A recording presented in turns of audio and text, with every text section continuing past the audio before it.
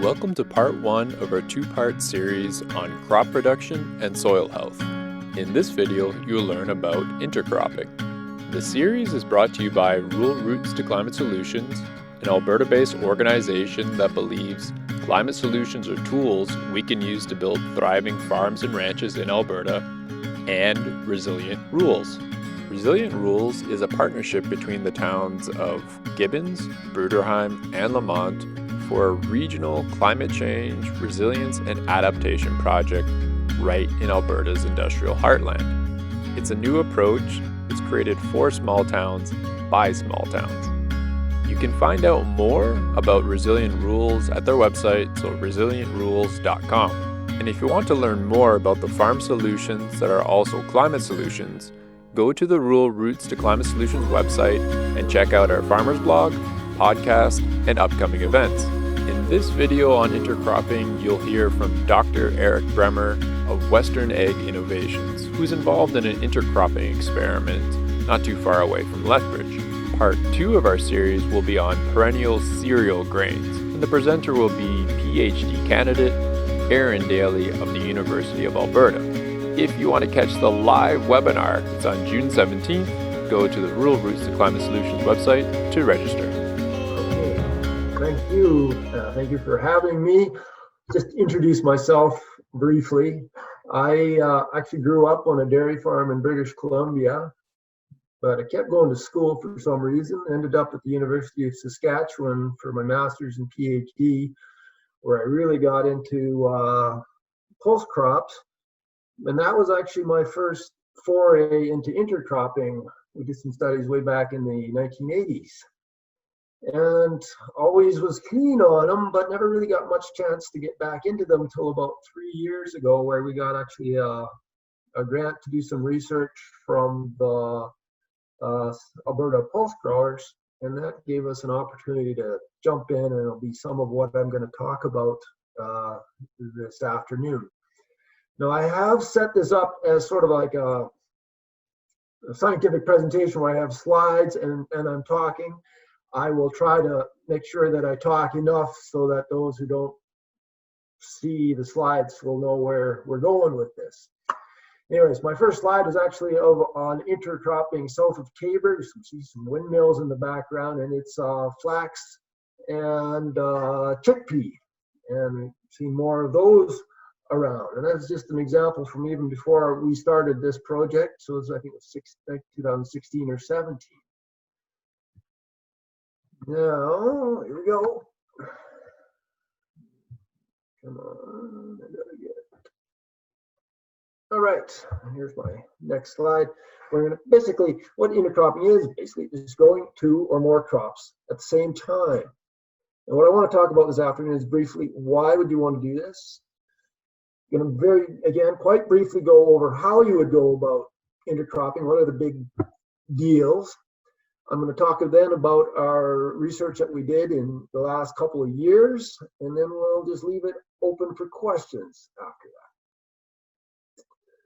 So the next slide, I'm just going to talk about why would you try growing 2 crops at one time? And really, I think it all comes down to getting that diversity. Right now, we usually grow 1 crop 1 year and then a different crop the next year. So we get diversity on our land, but when you grow them together, you've got more diversity happening at the same time. And you have this opportunity for the 2 different crops to interact with each other. And what you're hoping for is that you're going to have some synergies between the 2 different crops. So one might not need as much nitrogen, leaving more for the other one. Or one might need less water or need water later, leaving more water for the other crop. And those sort of things, so that you're hoping to get some synergies between your 2 crops, and you're hoping then to get some maybe more yield off that one piece of land than growing them in 2 different years.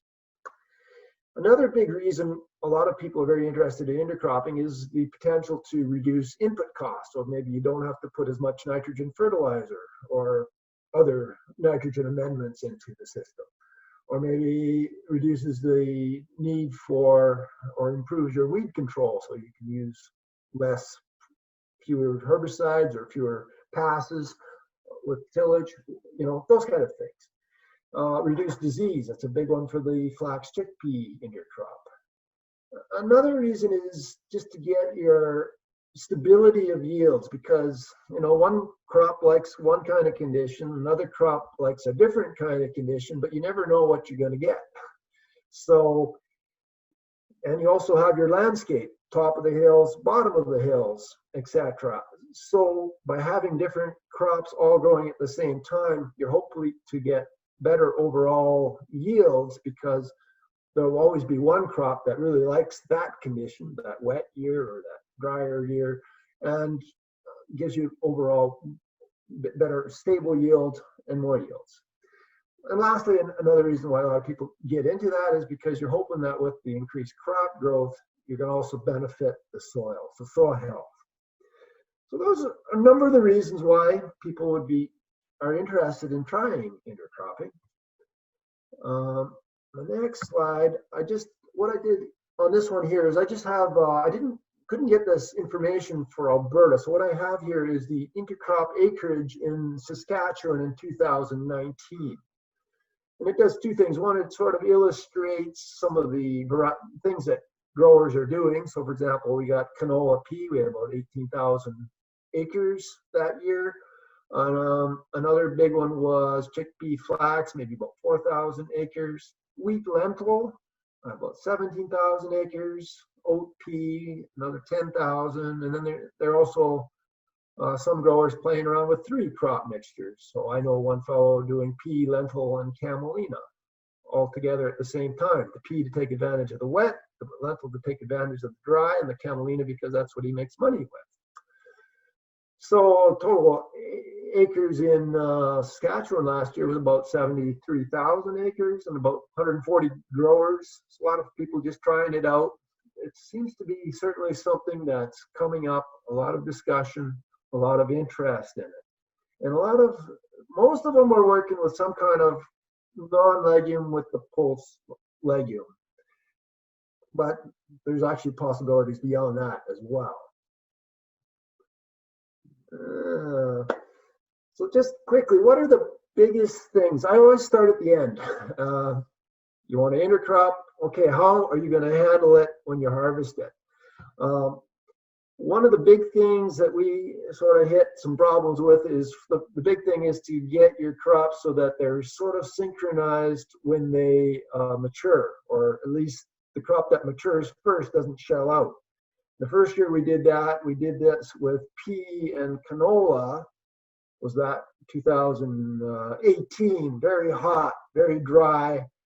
The pea was ready to harvest by middle of July pretty well.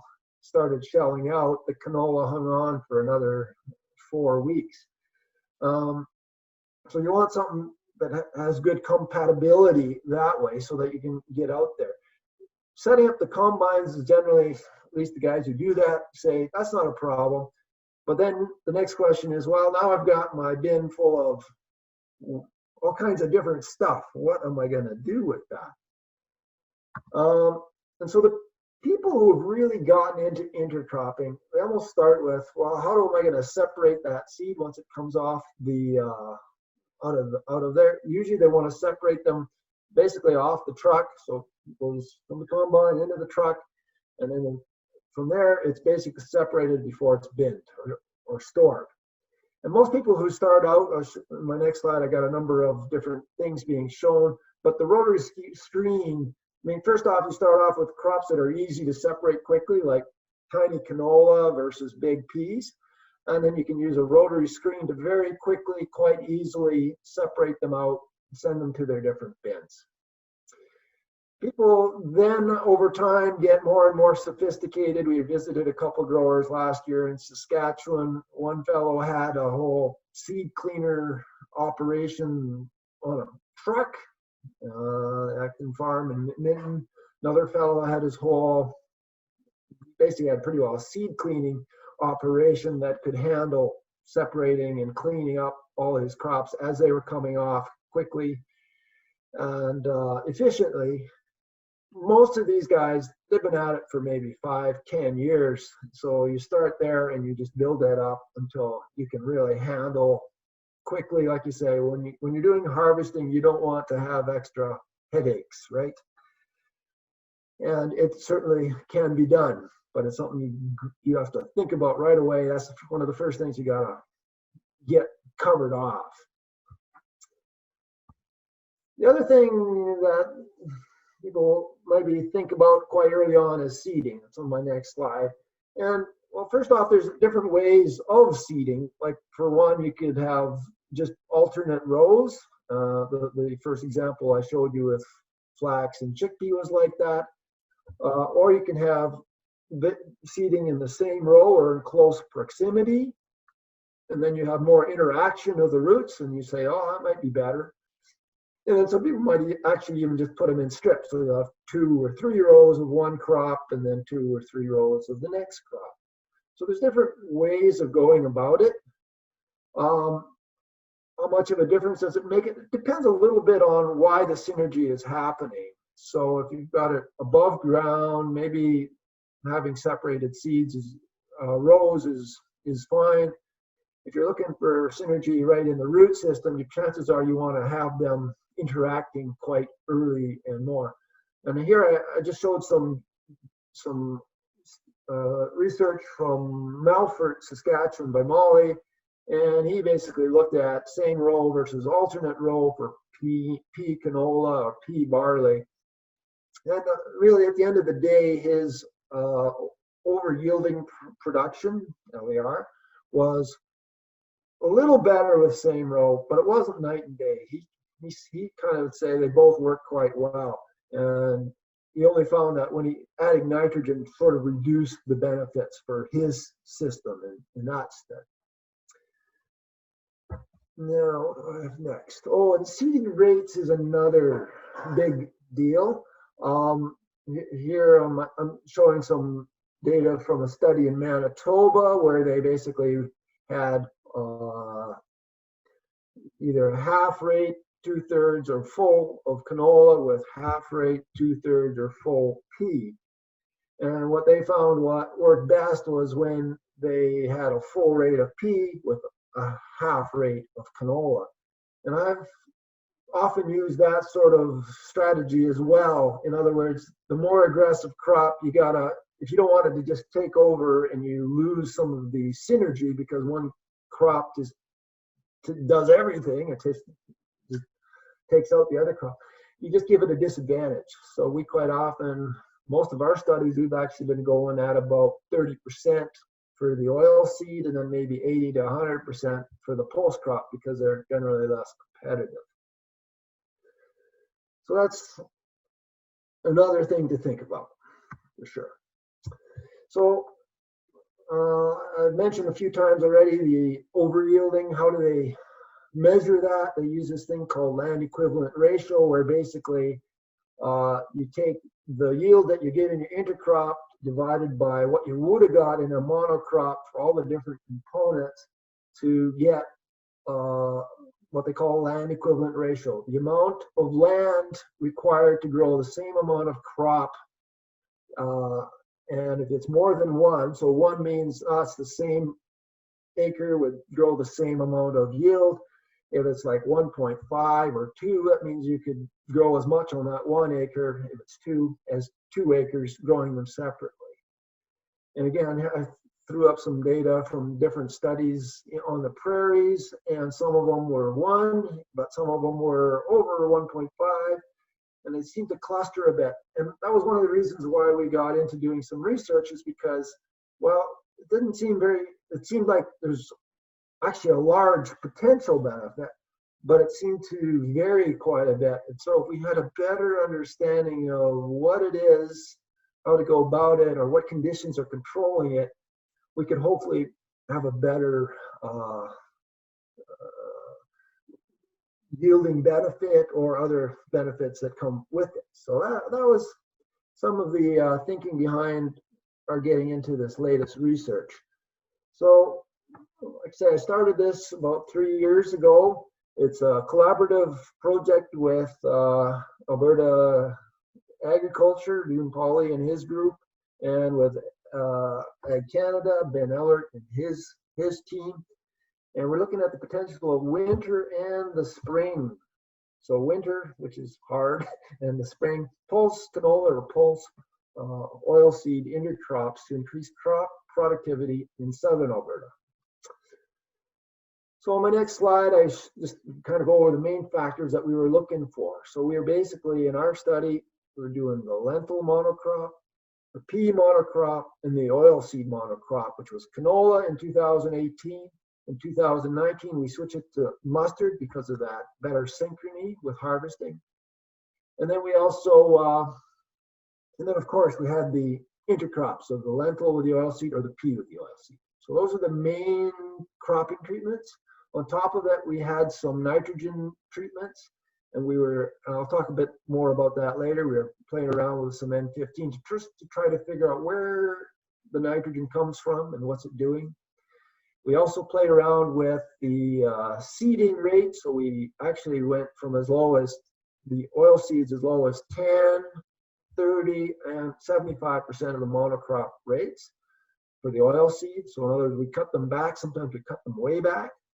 The pulses we left closer to their full rates, 75 or 100%. So that's the basic treatments that we ran with.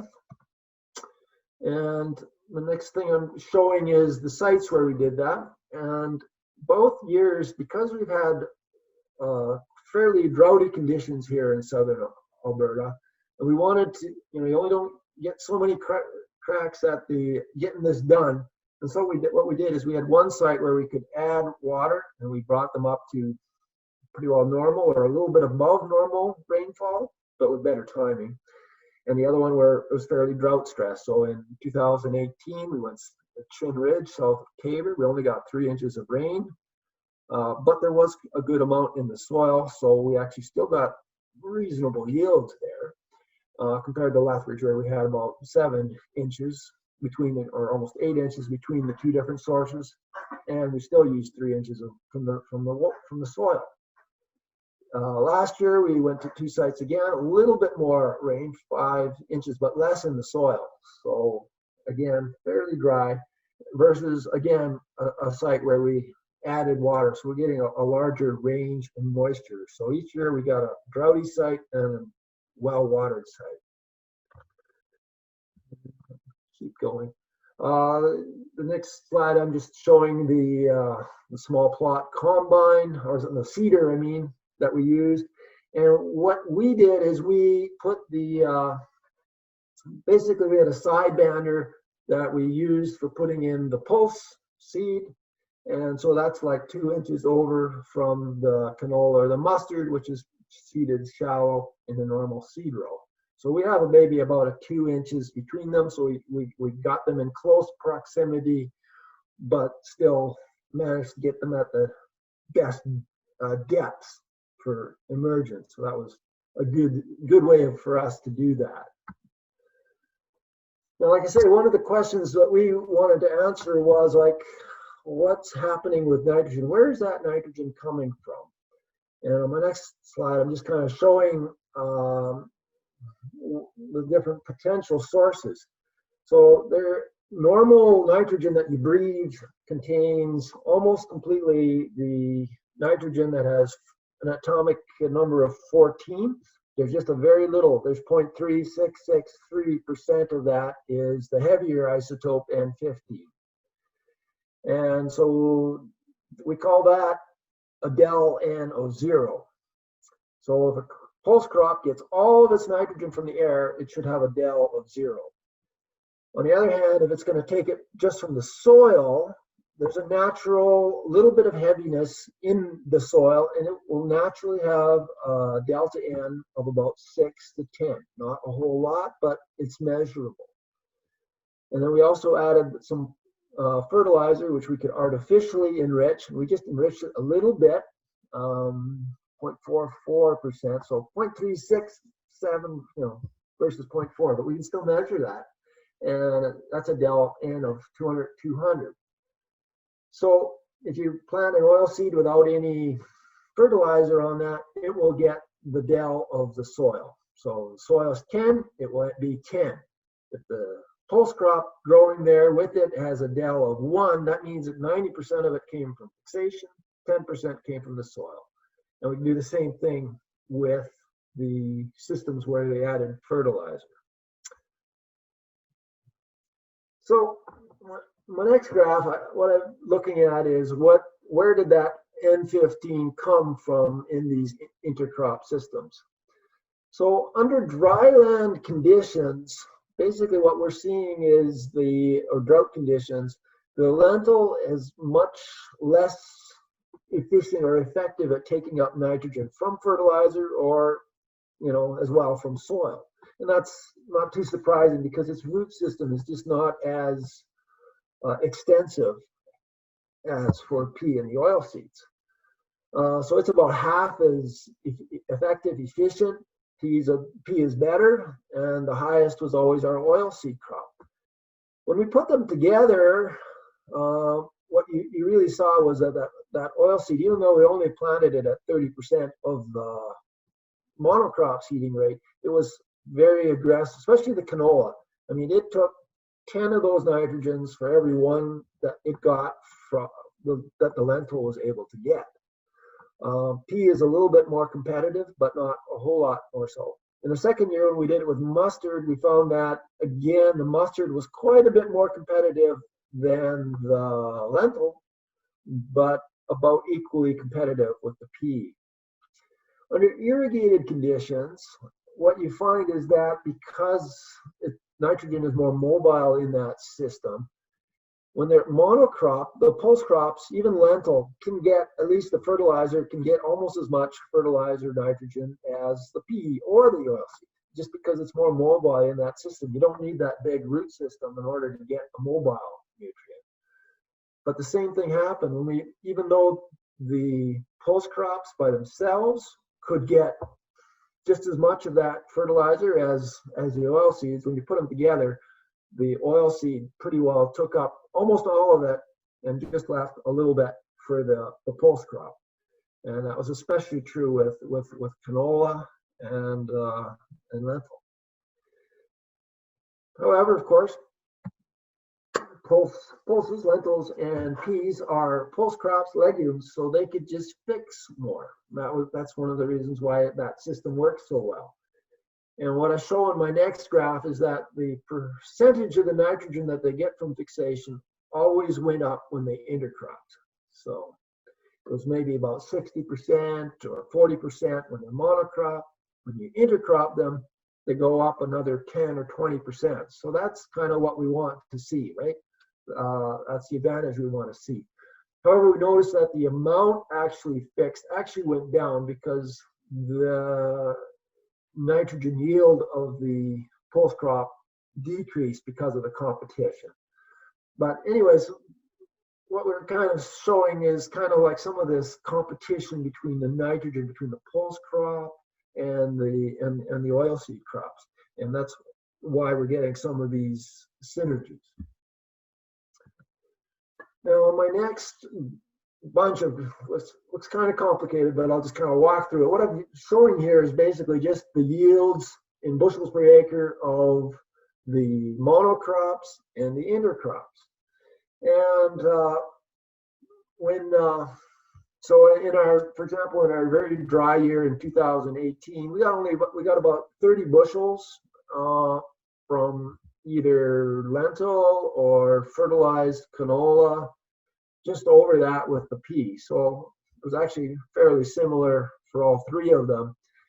When we put them together, we actually got, for the lentil, it only had a pretty good lentil yield was when the very low rate of canola was seeded. And then as you increase the canola seeding rate, you get a higher proportion of canola in your harvest and less of the pulse crop. And that was very consistent, irrigated, dryland. The percentages change, but that same trend. So it gives you a way of controlling what you want in the end.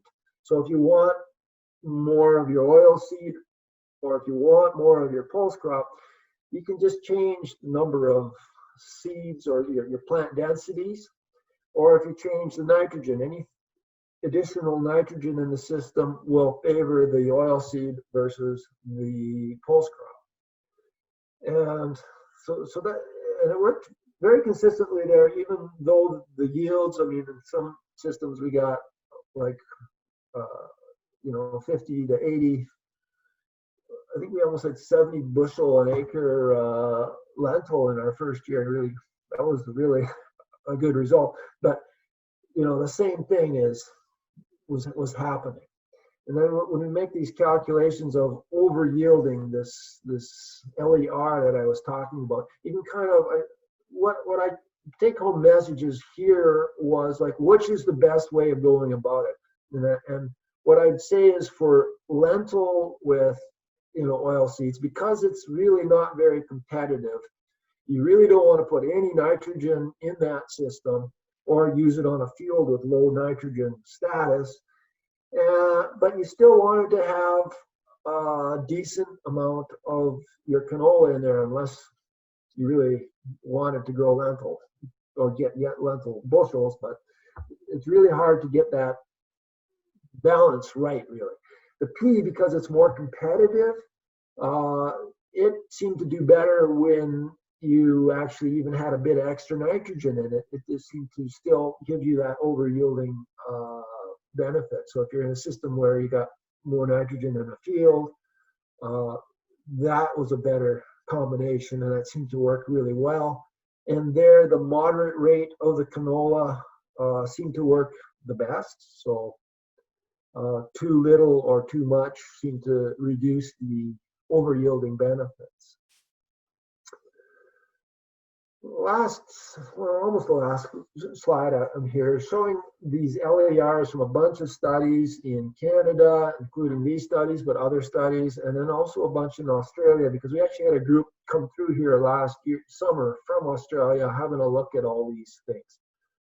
And one of the things I wanted to just emphasize is that they had some, that, like I say, it's possible to get these over yielding LERs of 2. I mean, on average, it was 1.5, which is pretty high. But even on average, 1.50% extra yielding, it looks pretty good. Some of it was because some of the pea crops, especially in the Australia studies, were ones that really didn't stand up very well. And that allowed a bigger that's another type of benefit you can get when you can get better stability of your stand, which has a lot of different advantages.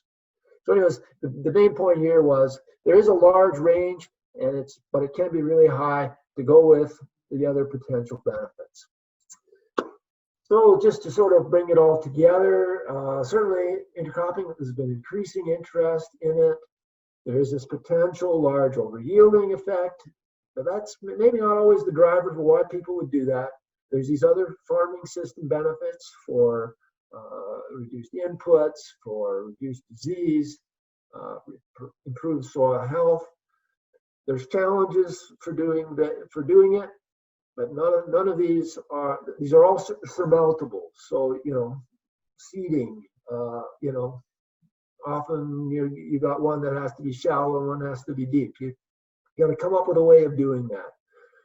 Weed control, if you're just depending on herbicides, you might have less options, so that's maybe a disadvantage. But again, you've got more competition because you've got 2 crops in this system, so that counteracts that. Harvesting, you've got to just figure out how to separate them, but again, that can be done. And what it really seems like is a lot of farmers are out there, they're doing that.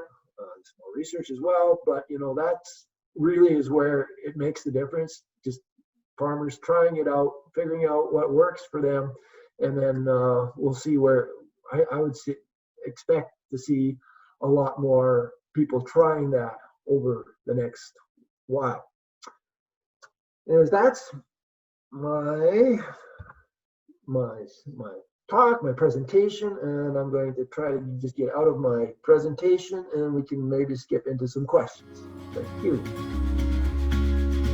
So I have a question about the weeds on your last slide when you were talking about the challenges and whatnot. I'm just wondering if you could give a little bit more information on that. So I know with climate change will come, changes to plant distribution and weeds and whatnot.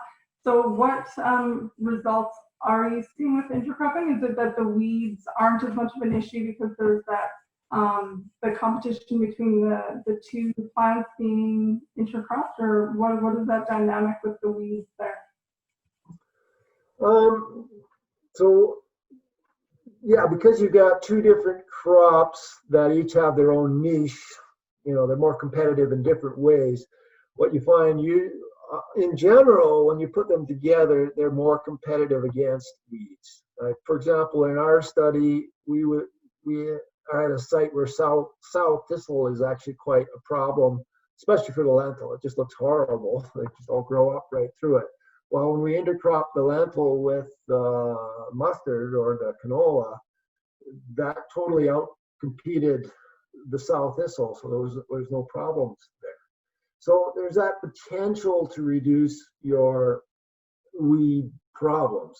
But again, it's going to, but you have to bring it all together to make it work, because it depends on which weeds you have that you're dealing with, of course, and also how effective you are at getting your crops established and competing with that. So I think it's a very useful tool to be used with your many other tools to control your weeds. Yeah. We didn't aim at that directly in our study. It's just something that we see as we go along. But I've seen other, examples of that other places as well. And again, it makes sense from just ecology principles, for example. Yeah. And so is it similar then with other agricultural pests? Have you seen anything related to that? The climate is changing, how it might impact pest species? So again, yeah, the pests are always there. They're evolving with climate and other issues. And again, you're giving them a more complicated microenvironment. And again, it's not part of our work, but I certainly have read about, in some cases, some insect pests get quite confused when there are many different types of plants growing together than when they only have one plant to work on. So it can give you that potential benefit, but again, it's going to depend on the insect and everything else that's going on. So again, it's another tool that I think could be useful. But this year, for example, we got our plots in nice and early, but we were the first ones in there. We were the first green things, and it doesn't matter what you did. The canola flea beetle was taking us for a round, but it didn't matter which system. So sometimes you get these advantages. I think it's always this benefit of having a more complex system, but just because you intercrop doesn't mean you're not going to have problems. Oh, thanks, Eric. Roland, Julie. Oh, I think Roland wants to say something. Go for it, Roland. Just a question I have you done any soil analysis prior to having these mixed crops, before and after, to see if there's any change or whatever has happened in the soil in terms of organic matter or any of the other nutrients? Well, so I work for Western Ag Innovations, and we have these things called plant root simulator probes, which are basically membranes, positively or negatively charged. You put them in soil and they attract nutrients to them. So we sort of say they, simulate a root. That's what we call plant root simulator probes. So we've been using those, in before, and we actually use them and we actually use them afterwards as well. So it gives us sort of an idea of what's going on with nutrients. And particularly, well, when you're working inside the crop, that's when you're going to see the more intensive, the aggressive crops like the canola would be very effective at reducing the amount of nitrogen in the system because it's very good at sucking it up. That could be a benefit instead of losing it. And then when you look at after the crop,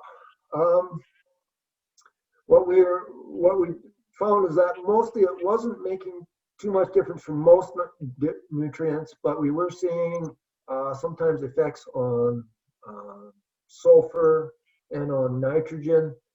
And what was happening there was, especially under drought conditions, especially the canola, it's bringing up a lot of sulfur from depth, and then that gets recycled into the soil, whether it's intercrop or monocrop. And we were seeing some of that going on.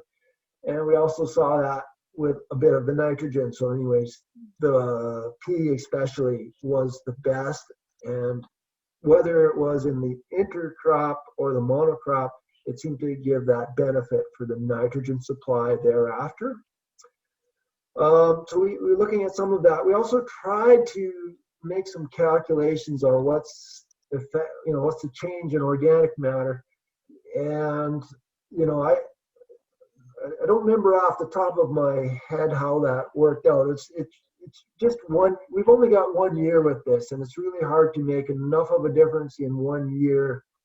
It's not going to be a measurable change in organic matter, but you can at least see whether, basically any time that you've got more crop residues going in and more resistant, like pea residues or lentil residues, they just decompose very quickly. One of the potential benefits is actually when you put in an intercrop residue, you actually have a much better protection from wind erosion because you've got a better stubble sitting on top of the soil in those situations, which down here is actually can be a pretty big deal. So there's my answer to a point. But well, thanks very much. Thanks, Doctor. Obviously, you haven't had enough years, or you haven't had enough years of experience to go on this thing. But I guess if there was something very noticeable, it would be something which would be attractive to a lot of farmers to get into. If suddenly there was an increase in apparent fertility, or even with the residues, if you've got a really good quick rot down residue on the surface and you're doing some kind of no-till stuff, it could be very, very good indeed. I just don't know how to read it though. Yeah, exactly. Still stuff to learn and see and do. Yeah, it's very new, it's very innovative, put it that way. Thanks very much. Thanks for your question, Roland. Julie, do you have anything you wanted to ask while we have Eric here? No, nothing comes to mind. I had heard already a lot of what Dr. Bremer had done before, so I was knowledgeable to that extent. No, nothing comes to mind. Oh, the only thing are you looking at the economics of producing intercropping? Yes, we are, because ultimately we do hope to sort of bring it together so that, a farmer going into it would have a better idea whether, from an economic point, whether it's going to be sufficiently beneficial to make some of the other investments, such as seed separation. So we really like to be able to forecast it. So we're going to, of course, be doing that with the results that we have so far. Like we know our yields, we know our inputs, but to extrapolate it, we're trying to get a better understanding of whether we can actually forecast what's going to happen when you intercrop, and then how much of what you're going to get at the end, so that you can kind of make at least an educated guess whether what's it gonna is it gonna pay for me, and therefore can I do is it worth good for me to invest in seed separation and other things. So yes, for sure. Thank you. Cool. Thanks for your question, Julie. Jill, did you have another question?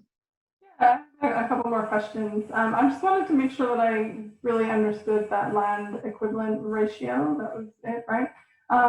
So you said anything above 1 was good. So does that mean that when the crops are, it's in that intercropping scenario that you are getting a higher yield on that land? So if it was say 1.5, that's the equivalent of having 1.5 acres versus 1 acre? Like, is that the type of thing that ratio is indicating, or can you explain that just a little bit more?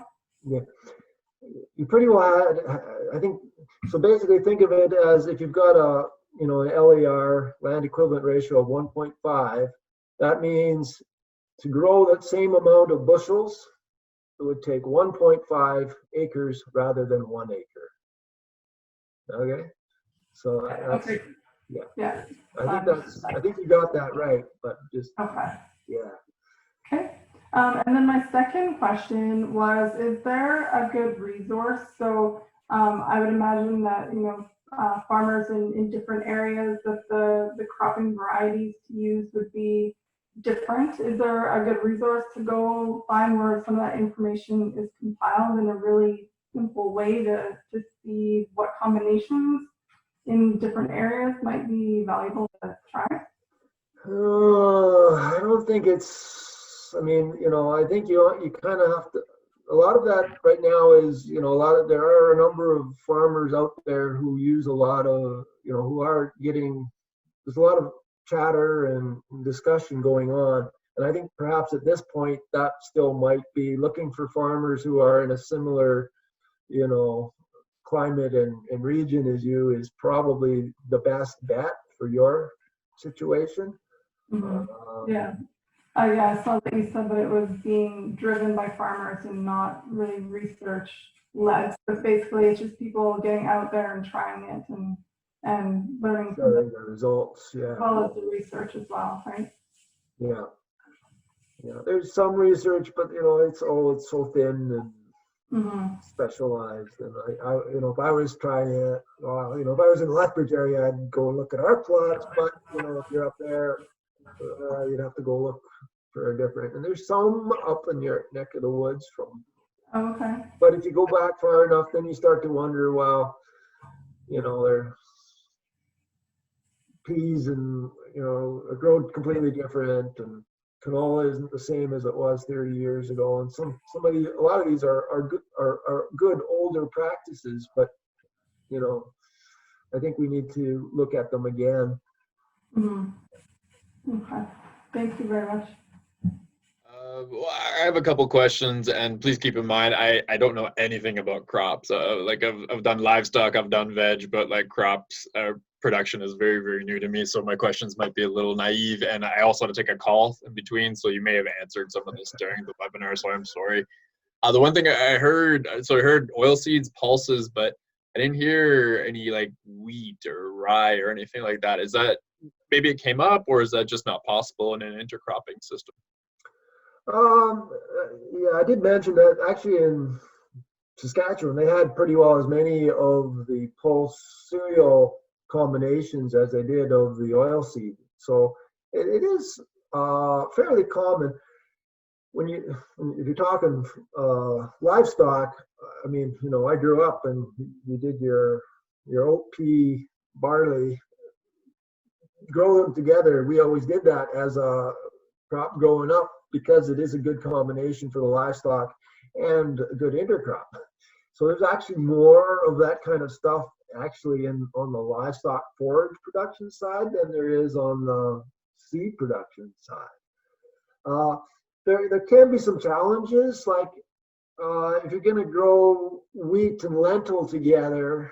I think the large green, like the layered lentil or whatever they're growing now could work quite well, but the small red lentil can be really hard to separate from the wheat, especially when they start splitting, and then you start running into problems like that. So before I would want to crop a quarter section into that, I'd want to make sure I could separate that out all right. So you gotta, so, you know, yeah, there's enough of that, but also, yeah, watch out. But the pea cereal seems to be easier. Again, the seed difference is bigger. And then there's been a lot of people doing the forage potential from those intercrops. Okay, yeah, I totally forgot about that. That's a really good point. The other question I had was actually in relation just to drought tolerance, and maybe I'm just like going a little too far with this, but I was just thinking like quite often in our work we're always promoting like biodiversity, but we're also talking about like perennials. We're talking about trees and shrubs and like perennial grasses, just because like having that green infrastructure is really good for drought resilience. And you're also promoting a variety with intercropping. So yeah, it kind of sparked the idea in my head. It's like, I wonder if that actually makes that bit of land just a teensy bit more drought resilient. But yeah, I could be completely going in the wrong direction there. Well, again, I think anytime you've got a variety of different crops, some crops are just more drought tolerant than others. But I don't think with these annual crops, you're not going to get to that perennial drought tolerance. I don't, those have, well, they have a different kind of advantage. And then I guess if you get too much drought, well, then you better grow cactus. But yeah. Okay. Yeah, it's another tool for that toolkit. Okay. Stuff like that, how to get involved. Is there any space for other producers to get involved in the study or studies coming up? I mean, I certainly hear from some producers who are going to be trying that, and I'm always interested to hear, how it works for them. And then, I've been toured on a number of farms who are doing that. So, I love to hear from the farmers doing it as well, and I guess it goes back and forth. So that's kind of where that is right now. No, fair enough. Hey, it just came to mind. There's this one producer we know in Hilda who's he actually wrote a piece for us for our farmers blog all about intercropping, and it just he's just he's trying things out, seeing how it goes. I'm like, God, this guy would be perfect for the study. We should get him in there, but yeah, maybe I'll have to wait for the next one.